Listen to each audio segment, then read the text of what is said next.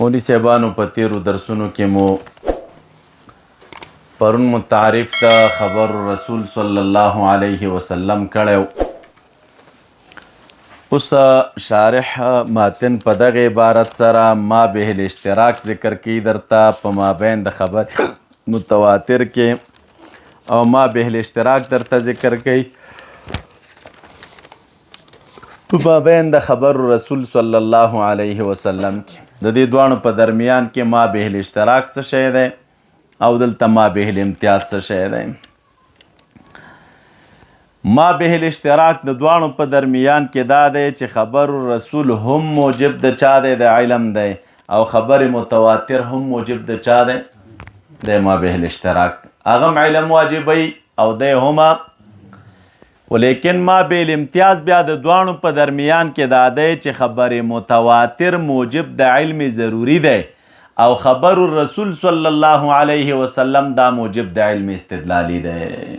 هغه څه پیدا کو؟ علم، او دا څه پیدا کوي؟ علم استدلالی.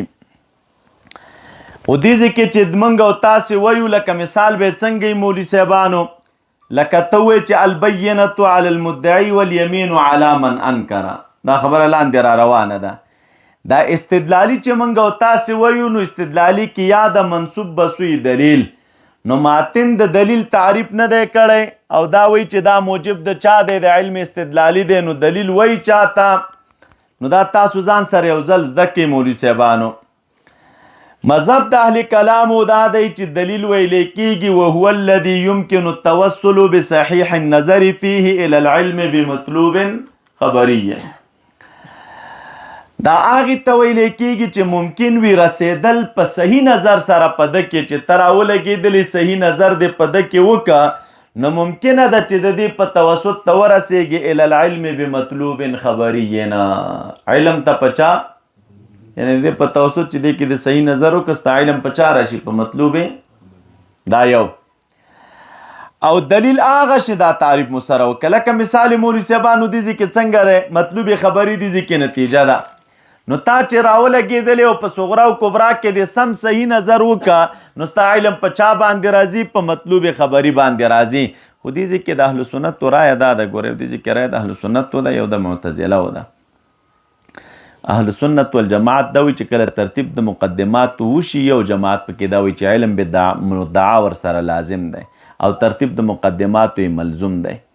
نو د دې وجې نه علم بالمدعا د ترتیب د مقدماتو نه نه متخلف کیږي، ځکه لازم د ملزوم نه متخلف کیږي. دا یو رایه چا د فلاسفه او د اهل سنت وی چې علم بالمدعا راځي د ترتیب د مقدماتو نه، خدا په طریقې د چا سره؟ د امکان سره.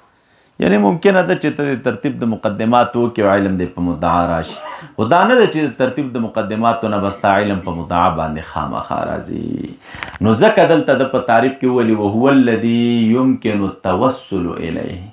هو الذي دلیل هغه دی چې ممکن وي رسیدل دته په صحیح نظر سره په ده کې مطلوب خبري ته، نو چې مطلوب خبري ته ته رسېږي او ده کې د صحیح نظر وکړه نو ممکنه ده چې چا ته ورسېږي مطلوب خبري او نتیجې ته. دا ممکن خبر چې راوړی نو دا په نسبت سره چا ته؟ مولوي صاحبانو اهل سنتو ته. او صحیح نظر دا دی چې څوک کې دا به مشتمل په شرایطو د نظر باندې، لکه یو مدعا چې سړی ثابتوي په نمت د قیاس اقتراني، نو تاسو ویلي چې په قیاس اقتراني کې شکل اول دی راوړو، نو په شکل اول کې شرایط څه شي؟ د ایجاب د صغرا او کلیت ته. نو چې ته راغلې دا شرایط برابر و، صغرا موجبه وه او کبرا څه شی وه؟ کلیه وه، نو دې ته صحیح نظر ویلی کېږي. د دې په توسط ستا علم په چا باندې راځي؟ په مطلوب خبري راځي. او منطقیان د دلیل تعریف څنګه کوي؟ نو منطقیان وایي مولوي صاحبانو دلیل چاته وایي؟ قول مؤلف من قضایا. دا هغه قول دی چې مؤلف او جوړ به د قضایاونه، یستلزم لذاته قولا آخره، چې لازم دی لذاته قولا آخره. څه معنی؟ یعنې چې مستلزم وي دا قول په مرتبه د ذات خپل کې بل قول لره. لکه ته ویل العالم حادثون، دا مدعا ده، کله د مدعا کېښوده نو ته وګوره دلیل دی راوړلی انه متغیر وکل متغیر نو فالعالم، نو ګوره دا اوس مستلزم د لذاتي چې ستا علم په دې باندې راغی نو علم دې په چا باندې راځي؟ په شی آخر باندې راځي. اوس فرق د دوانو تعریفونو په منځ کې دا دی. مولوي صاحبانو اول چې دا مونږ او تاسو ویني اول قول باندې، یعنی بنا د اول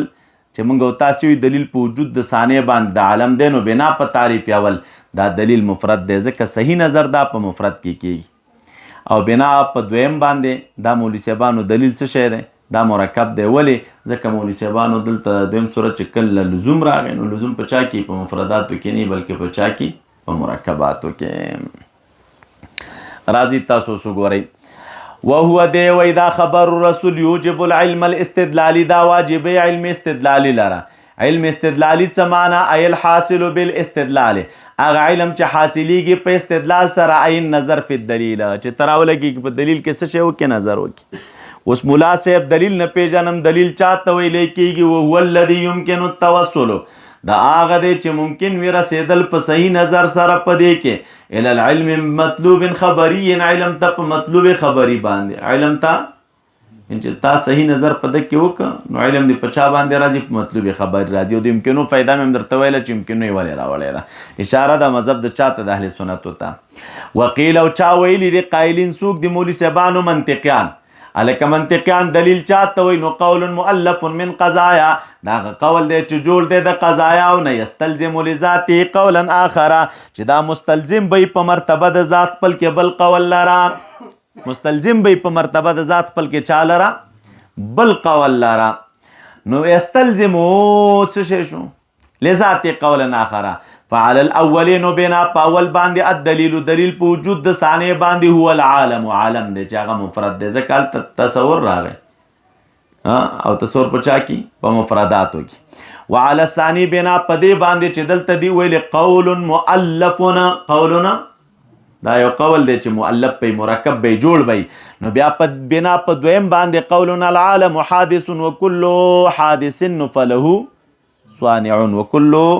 نو دا مولوي صاحبانو څه شی شو نو د دې دویم تعبیر په دغه باندې د دویم تعریف په اساس باندې نو نتیجه به دا شي العالم صانع دا شکل اول دی او د قول ثانی مطابق دلیل څه شی دی مرکب او د قول اول مطابق دلیل څه شی و مفرد و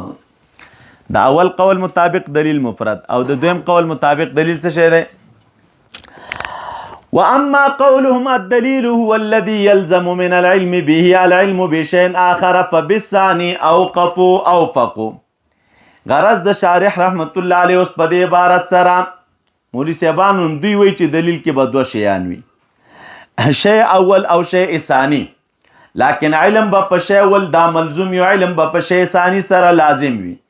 لکه خارج کې نه مولوي صاحبانو حرارت نو ګوره نار ملزوم دی او حرارت ور سره څه شی دی نو ګوره دلته علم بالنار دا ملزوم دی او علم بالحرارت دا ور سره لازم دی نو دلته به اول علت وي او ثاني به څه شي وي معلوم وي نو علم بالعلت دا مستلزم دی علم بالمعلول لره همدارنګه علم بالمعلول دا مستلزم دی علم بالعلت لره د جانبینو نه خبره جوړیږي نو داسې به وایو النار موجود دا مدعا لأن الحرارة موجودة دا صغرى ووجود الحرارة تدل على وجود النار نتيجة دا شو چې النار موجودة یا دا سوایا الحرار موجودة ولي لأن النار موجود ووجود النار تدل على وجود الحرارة فالحرارة موجودة نو دا فبالثاني اوفق دغه تعریف چې چا کړي نو دا د دویم تعریف سره مطابق دی چې ومو کولی ځکه دویم کې لزوم دی او دلته هم لزوم دی موافقت د اول تعریف سره کم دی ځکه هلته امکان ذکر او امکان عام دی او لزوم څه شی دی خاص دی اور چې مولوي صاحبانو خاص په ضمن د عام کې پروت وي نو چرته چې لزوم وي نو امکان به پکې وي دا نه د ضروري چې چرته د څه شي امکان وي نو هلته د لزوم هم وي نو تاسو ګورئ ورته واما قولهم چې دا قول د دوی چې الدلیل چاته وي هو الذي يلزم من العلم به دا هغه دی چې لازمیږي د علم نه په ده باندې چې علم د په ده راشي دا یلزمو دی ښه لازمه سمعه یلزمون و یلزمو غلط نو الذي هو الذي يلزم من العلم به العلم بشيء آخر فبالثاني اوفق فبالثاني دا تعریف د دویم تعریف سره موافق دی ولې ځکه دویم تعریف کې هم لزوم او دلته هم څه شی دی قول مؤلف من قضايا يستلزم لذاته نو دلته کې لزوم کنه او ما يلزم من العلم به نو دلته لزوم راغی کرانه نو دا تعریف دغه تعریف سره اوفق واما كونه موجبا للعلم ورچ کېدل د خبر رسول دی چې دا موجب د علم دی دا ولې فللقطع د وجه د قطعیت نه چې بأن من اظهر الله المعجزه على يده چې الله تعالی ظاهره کې معجزه قطعیت دی په دې چې خدای تعالی ښکاره کې معجزه په ید دغه باندې تصدیقا له فی دعوه الرسالت د پاره د تصدیق دغه په دعوه د رسالت کې نو کان صادقا فی ما تا به من الاحکام نو دی به صادق وي په هغه کې چې د پراتک په احکامو کړی دی و اذا کان صادقا نو یقع العلم بمضمونها قطعا چې کله دی صادق وي نو واقعي به علم دغه په مضمون د احکامو باندې په طریقې د چا سره د قطعیت سره. دویم ته وګوره علم موجب د علم دی خو علم استدلالي دا ولې فلتوقفه على الاستحزاء استدلال والاستحزاء او استحزار دا د وجه د توقف د دغه علم نه په استدلال باندې او استحزار د دې چې ګوره ای تاویل مولوی صاحبانو مثلا یو خبره د محبوب در واخستل او حدیث در واخستو دی لکه دغه حدیث مبارک البینه علی المدعی والیمین علی من نو تراغله او دی ویل چې هذا الخبر حقنا هذا الخبر دا خبر حق دی نو څوک به درته ویلی ما هلکه په دې دلیل څه شی دی ویلی انه خبر من ثبت رسالته بالمعجزات اوس دا ګور استدلال دی د دې خبر مضمون حق ولې دی وایي ځکه دا خبر د هغه چا دی چې د چا رسالت ثابت دی په چا باندې په معجزاتو باندې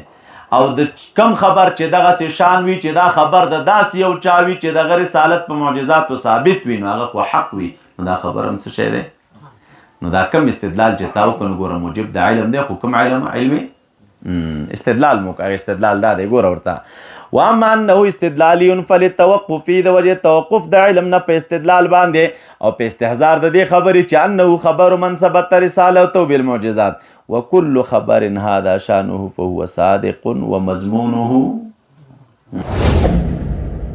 د داسې نورو ښکلو ویډیوګانو لپاره زموږ د الجامع دارالاحناف کابل یوټیوب چینل سبسکرایب کړئ.